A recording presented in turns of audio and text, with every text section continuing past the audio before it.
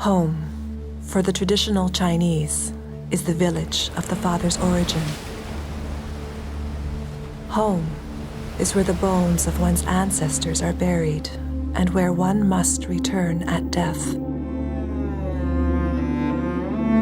But do the old ways and rituals divide us when they are meant to connect us to each other? Where is home, if not the place where all of us belong?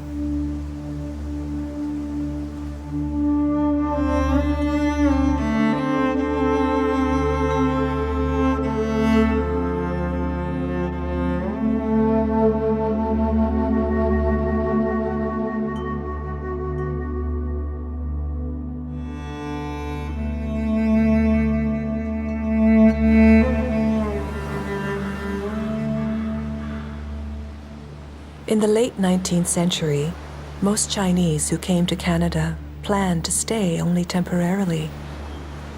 Employment in this new country promised a better life, dignity, even riches. While away, money earned could be sent to families left behind in China. If all went well, one could return home a wealthy man. But not all who immigrated realized their dream. Life was hard and failure came easily from cold or accident.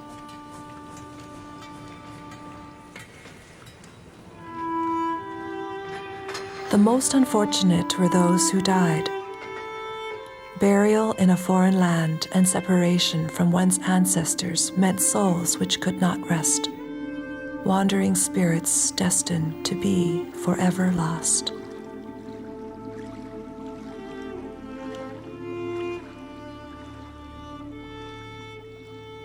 Nor was Canada always hospitable. This new land accepted the Chinese as laborers but not as permanent residents. Government legislation denied the immigrants even basic civil rights.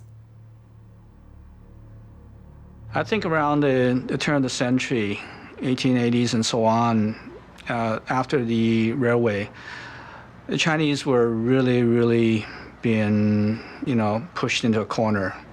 They were left with just scraps of work that was available to them. Things were tight, things were tough. There were 2 riots in Vancouver, one in 1889 and then one in 1907. It was very tough times. And it was a time when people really began to wonder whether or not this is the place that they really belong. The response was often isolation. Many Chinese rejected the culture of this new country. Across Canada, Chinatowns were built for containment or as havens, a reflection of a distant home. When I was a young girl, I spent most of my time in Chinatown because my father owned a shoe store on Government Street, and basically in the morning they would take me down to the shoe store and I would spend my whole day there. And halfway through the day, my cousin used to pick me up from the shoe store and take me over to my grandmother's house where I'd have lunch. And even at night times, my father would work and my mother would be playing mahjong. After that, they would go home, and I'd actually pretty well live downtown in that all the mahjong players were my babysitters, and I'd sleep on the cushions there. And it seemed like a charmed life because I had no worries. I had, especially with Chinese culture, if you're respectful to the elders, they're always giving you a little candy or money, and so it was great. I love being a young child growing up in the Chinese community. Other immigrants chose assimilation. They abandoned some aspects of their culture without always knowing the full cost.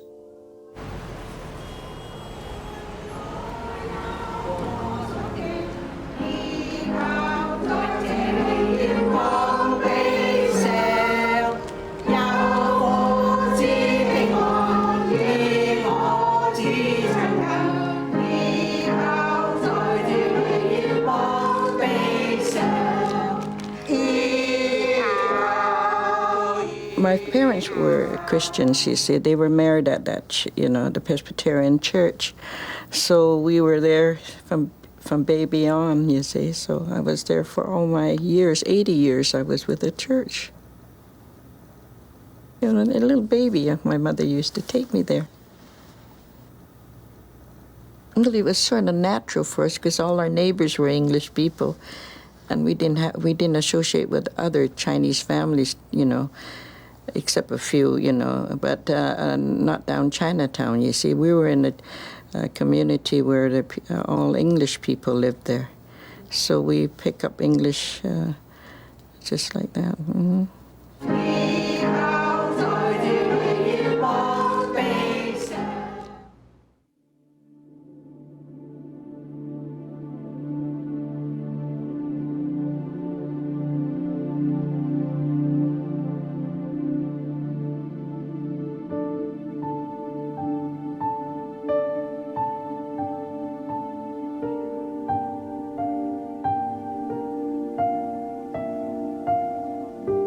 In 1884, to make life bearable, the Chinese Consolidated Benevolent Association, or CCBA, was formed to give Chinese immigrants a unified voice against injustice. But railway workers and miners still died in accidents. Prospectors still died from prolonged exposure. Others still ran out of time, growing old before they grew rich. Their deaths created an unexpected responsibility. My mother would go to the Chinese cemetery every occasion, Chinese New Year's, Christmas, Mother's Day, Father's Day, Easter, Qingming. And because I was the youngest in the family, most often I'd be the one that was at home. And my mother would say, Shirley, we're going to the cemetery. And I would get in the car and off we'd go. And it didn't really mean much to me except for that, I'd go and I'd play on the rocks and she would clean the graves by tidying and cutting some of the grass. And I used to just run around and throw rocks into the water. And then she would call me over and I would come over to the grave and I would know what I was supposed to do. And she'd teach me how to bow 3 times and say hello to my grandfather. And I never knew him, but I felt he was very close to me all the time. Keep Mom healthy for a couple more years at least, right? Huh? Keep you healthy. Yeah. Done good job so far.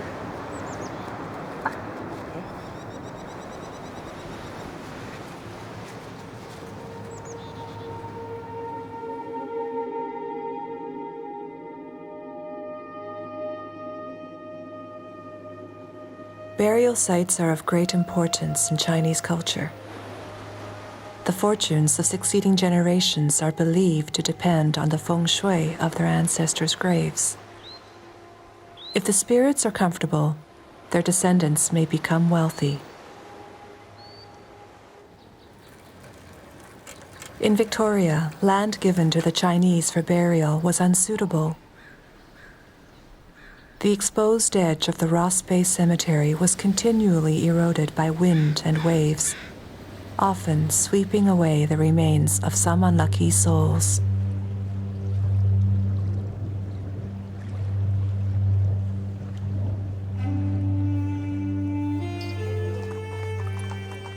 When the city refused them adequate burial sites, the Chinese decided to purchase a location on their own. Finding the right site was believed to be essential. Its feng shui had to be considered.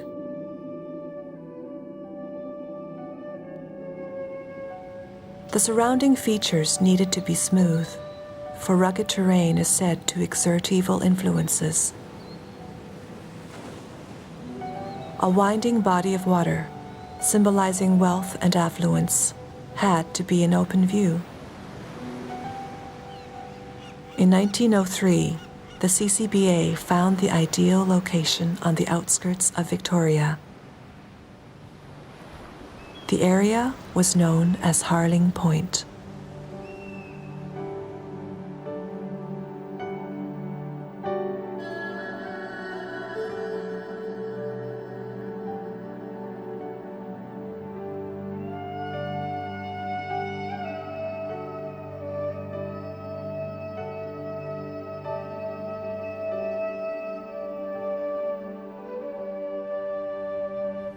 I can't consciously remember being aware of my race as a child until I interacted with people that were non-Chinese that brought it to my attention. When I started school were times when it was made very clear that I was a visible minority. I think there was about 2 or 3 of us Chinese at my elementary school.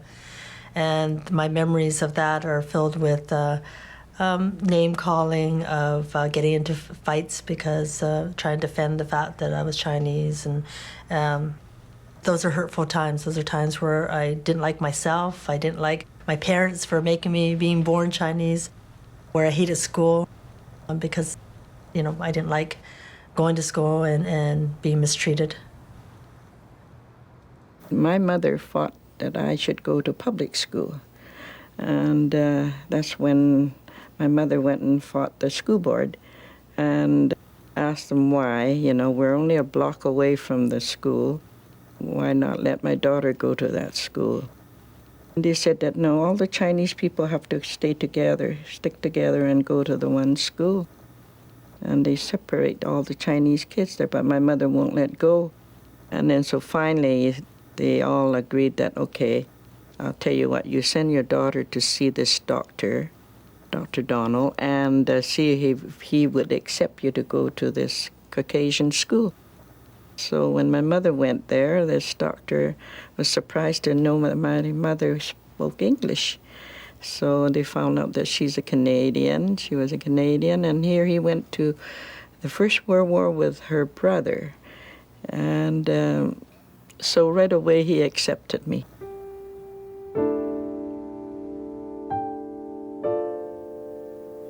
I remember one year being happy because the teacher asked me about Chinese New Year's, and she said, can you make up a little play about Chinese New Year's and what happens on Chinese New Year's? So I thought it was really neat that I was being included, and I thought it was really neat that they were bringing in my Chinese culture.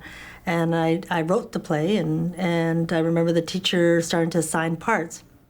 And there was a key Chinese little girl that the story was based on, and I didn't even get the part. I ended up being a lotus leaf. I had to sit there cross-legged and pretend I was a lotus leaf in a pond.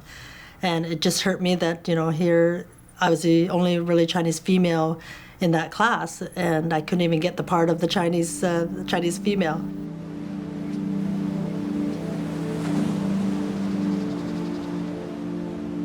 Harling Point is Canada's first official Chinese cemetery, but for the Chinese, it was only meant to be a way station, a place to rest temporarily on the journey home to China.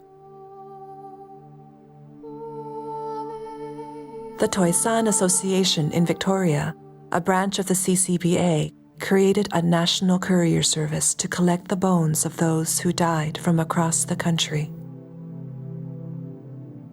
The Chinese community developed the system of couriers. And these people are very exceptional people. They had to be highly skilled. They had to have incredible survival. Most of the time, they would probably pack a pistol. And these couriers would then go to each town. They would ask the people that had been there or around to try to locate the grave sites. And then once they get to the grave sites, then they would dig up the bones. And they would then take the bones down to the river and then scrub and clean and remove any kind of foreign matter from the bones. They would then take the bones and wrap them in a certain fashion to make sure that the body is accounted for, but also done in a way that is recompartmentized, as if the person was actually being put back together in some form. This process was done in a 7-year cycle because it takes 7 years for the body to decompose. Based on the kind of taboo that the Chinese society has on death, it is a rather extraordinary feat. It's not easy to carry so many sets of bodies and these lost souls. The CCBA built a brick house at Harling Point to store the bones delivered by the couriers. Every 7 years, the bones were transported back to China. from Harling Point, those still waiting watch the ships sail home. My maternal grandfather, bones were sent back to China, to the village. And my grandmother regretted it because, if he would have been buried in Kamloops, where they live, it would have been much better that she can visit the grave. This way she was never able to get back to China to visit the grave. I don't believe in it myself, I think they should, let it stay here, stay in Canada. The CCBA had hoped that the seclusion of Harling Point would allow them to perform their rituals in peace. But Victoria's Caucasian community understood little of Chinese burial practices, and what they had seen, they did not like. 當時咧，我哋華人買咗笪地之後咧，就驚住又係俾附近呢啲居民唔準葬啊。咁於是啊，整一個假嘅呢個出殯嘅儀式。當時咧就有人又係拎一支鳥槍出嚟威脅我哋。咁好在咧，當時咧政府已經批准咗，已經有警察陪住一齊去。咁個警察出面就制止呢個西人，就話呢個係我哋政府批准咗去做華人墳場㗎。咁經過呢次之後咧，咁就即係再有咩出殯嘅事案就冇意外發生。咁然後我哋就用呢笪地方做華人墳場。As the Chinese continued their burials at Harling Point, the beauty of the location was also attracting others. As the Caucasian community of Oak Bay grew around the site, so did the neighbors' demands that the cemetery be removed. 咁啲居民咧就成日就嘈咧，就話嗰度咧就好臭啊，影響啲健康啊，又咩啦？又要求呢個市政府唔俾中國人用呢個地方，佢又話中國人咧啲屍體咧掘咗出嚟又曬乾，又影響佢哋嗰啲地方嘅價錢，咁又話中國人咧掘啲墓咧唔夠深啊咁樣。咁嗰個省政府嗰個呢個衛生局咧去調查咧，發現到咧，因為嗰度有啲嗰啲屎渠啊、尿渠經過，因為附近有好多居民住啊，佢呢個 sewage 啦，佢個屎尿渠走出嚟就搞到好臭，尤其熱天啊，熱天嗰時曬氣好熱啦，咁於是咧，所以佢哋拉尾結論咧就係根本呢啲臭氣咧就唔係由死人嗰度發出嚟嘅，係由生人咧製造出嚟嘅。咁所以就唔關呢個墳場事啦。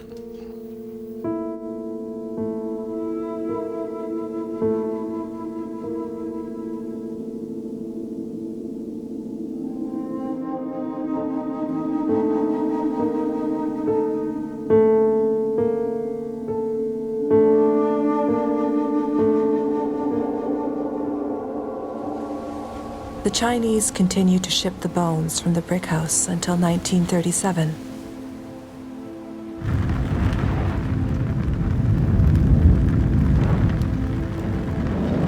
The outbreak of the Sino-Japanese War closed the door to China and rendered the ancestors' villages inaccessible.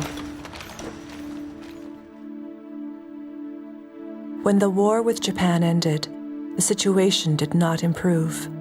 The new government in China refused to accept the remains of those Chinese who died in foreign countries.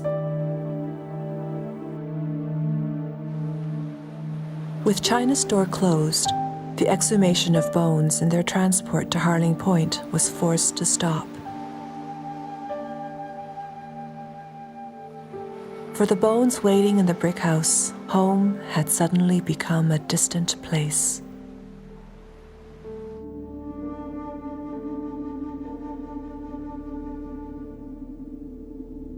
My husband's side of the family was brought up with the traditional Chinese custom, but my side of the family were not. We were westernized. When I first married, it was quite difficult because there are a lot of food that the family won't eat, a lot of vegetables that they won't touch, and They won't eat potatoes, and they just like to eat rice.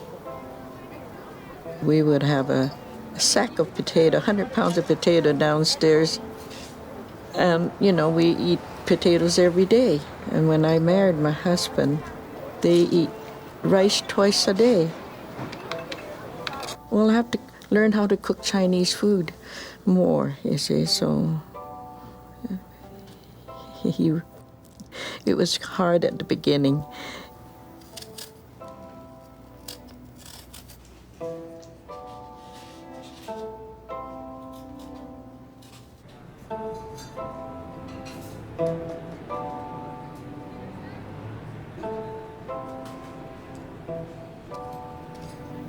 I remember having a friend, and this friend invited me over for dinner, and I thought, wow, I'm going over to a friend for dinner. I've never been invited before. And I remember having dinner, and it was a great dinner. I don't remember what we ate, but I just remember it was really nice. And then we went to her bedroom to play, and we had the bedroom door open, and her parents were washing the dishes. And I remember distinctly her mother saying to her father, make sure you wash her dish twice. She is Chinese, And it just horrified me that somebody would think that my plate would have to be washed, that I was dirtier than anybody else because of my race. In the 15 years following World War II, changes were happening in Canada. Some Chinese had fought as part of the Canadian forces overseas, earning them respect and basic civil rights. Some were even feeling proud to call themselves Canadian.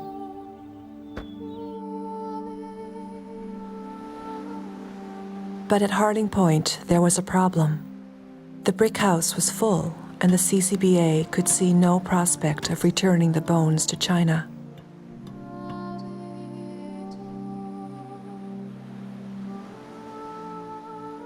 Notices were sent to Chinese communities across Canada, urging people to come and retrieve the bones of relatives. In the end, 820 boxes had not been claimed.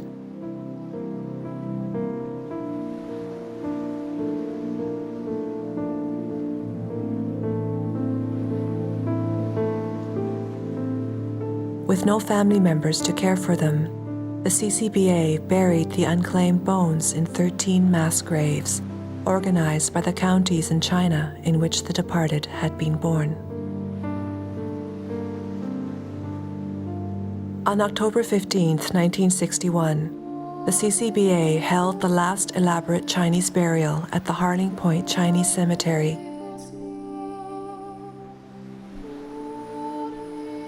The tradition of returning bones to China was at an end.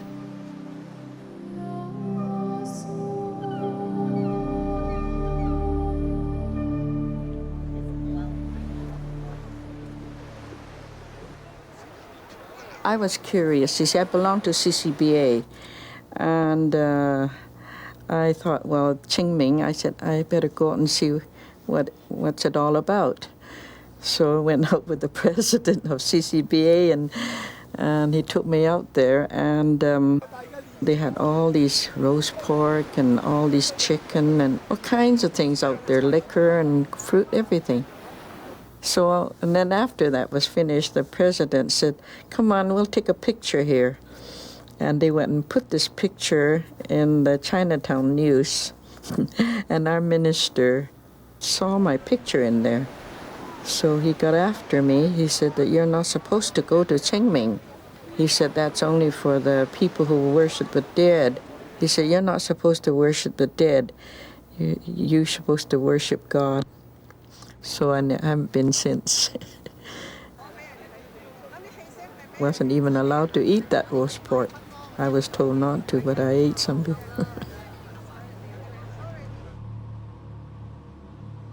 During the 1960s, Harling Point was fading from memory among the Chinese living in Victoria. Within 20 years, the cemetery had fallen into disrepair. When gravestones were vandalized, few families saw to their restoration. The dead had been forgotten by the living, its graves neglected, Harling Point had become a place for neighbors to walk their dogs. I was very insecure and very wanting to be liked, wanted to be accepted, wanted to fit in, wanted the boys to like me. Yeah, that's another thing. When you're Chinese, it's you don't get boyfriends because the boys are also going for the blonde and blue-eyed girls, and so I was always every boy's, friend, so that they could get to my blonde and blue-eyed girlfriend. It's even so bad that when someone says, and because it's in the dictionary, if someone said there's something, a chink in the wall, I can just feel the hairs and the tears come up. So I just hate that word. I want to be blonde and blue-eyed. I guess that was always my wish. When my minister came to visit me, he saw me with all these little ornaments, and he said that I worship little idols. And he got after me at the pulpit, that very disappointed with me that I worship little idols. And I told him, I said, you collect all those frogs, you're a frog lover, and all those little ornaments of frogs. I said, do you worship them? Then he looked at me, he got over 100 of those little idols. I said, do you worship them? He says, of course not. But I said, well, same with me, I don't worship them. Yeah, I still don't think they're idols.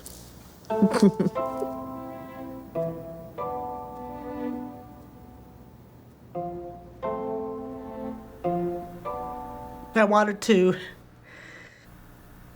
get rid of everything that was, to me, Chinese.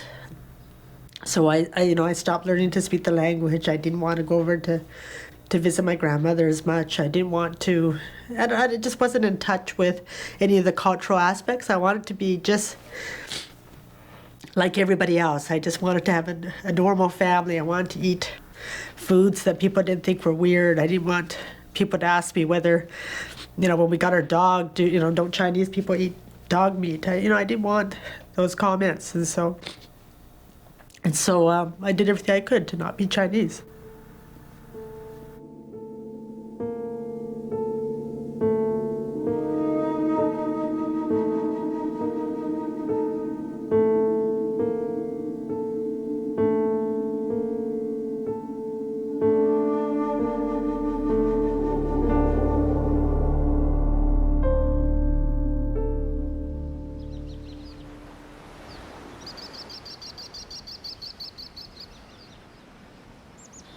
Many Chinese in Victoria now viewed Harling Point as an undesirable piece of history which continually demanded funds and upkeep.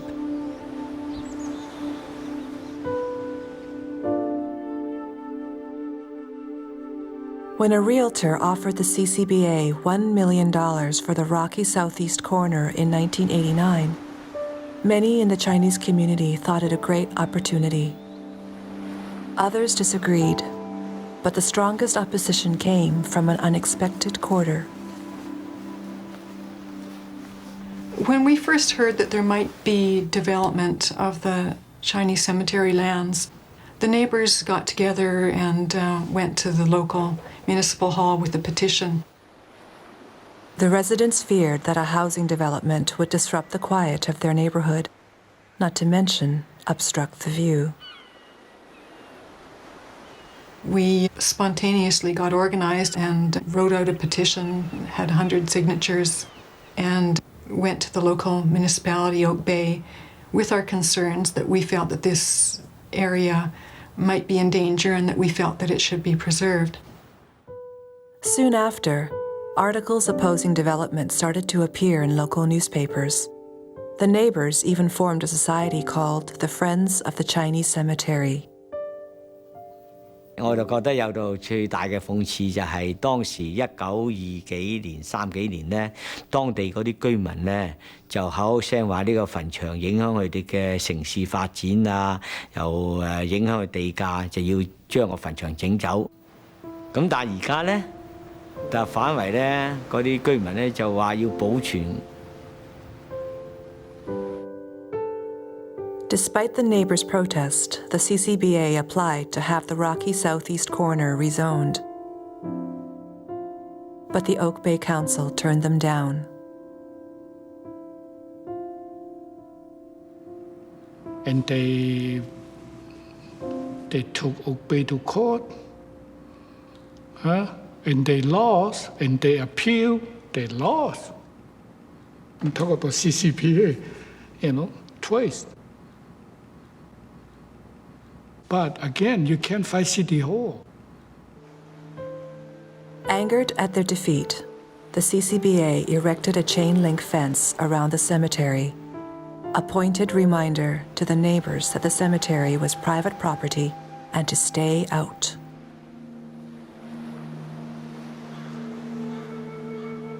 When I would go through bouts of depression where I felt that my self-worth was very low and whether I really want to be on this earth, there were certain things that sometimes I would do to do some soul searching, and one of them was to drive down to the Chinese cemetery and get out of my car and just walk around. And then I would go up on the rocks and just look out at the water. The water is just so soothing.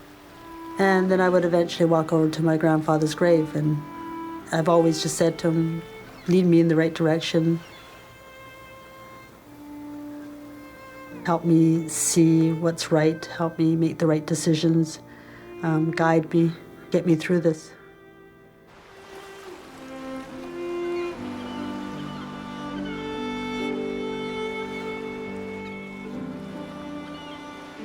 In the mid-1990s, the fate of the cemetery was still uncertain, but the Oak Bay community had one last card to play. We felt that this was such an important area that it should be preserved as a national historic site or a heritage site of some type. In 1996, Harling Point was declared a National Historic Site, protected as part of the cultural heritage of Canada.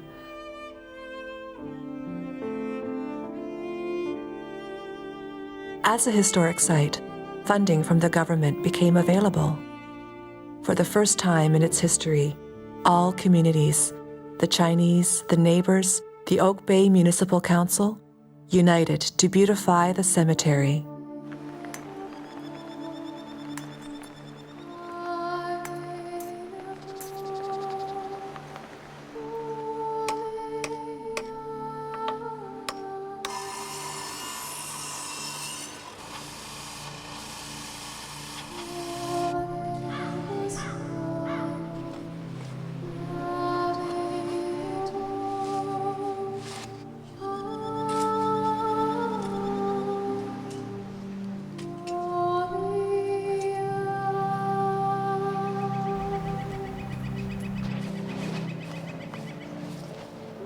When we move them over there, do we just lay them down close to where they're supposed to be? Sure. Sure. Sure.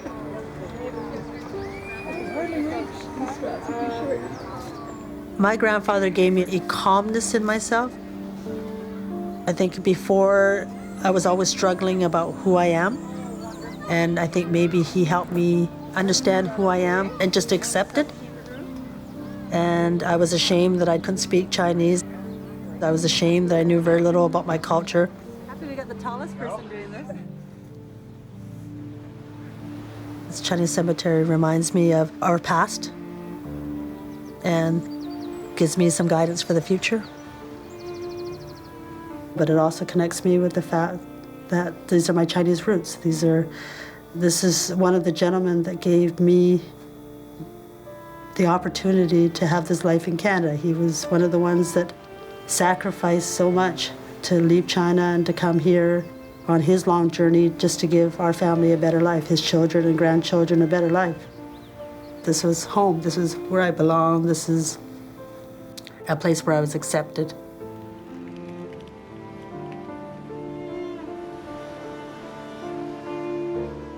In 2001, restoration was complete. During Qingming of that year, An opening ceremony brought people from across Canada together at the site. I had to finally stop because there were so many.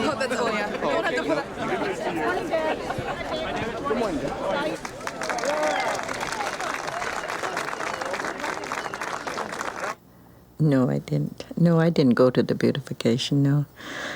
I didn't. I was asked to go, but I didn't go. I just couldn't make it. Might have been Easter.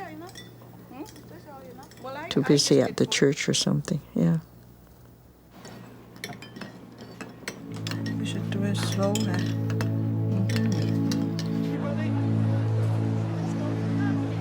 Harling Point connects us not only to our past, but also to each other. With its new status as a venerated place in Canada, honored by Chinese and non-Chinese alike, the cemetery stands as a beacon of inclusion, regardless of race or origin.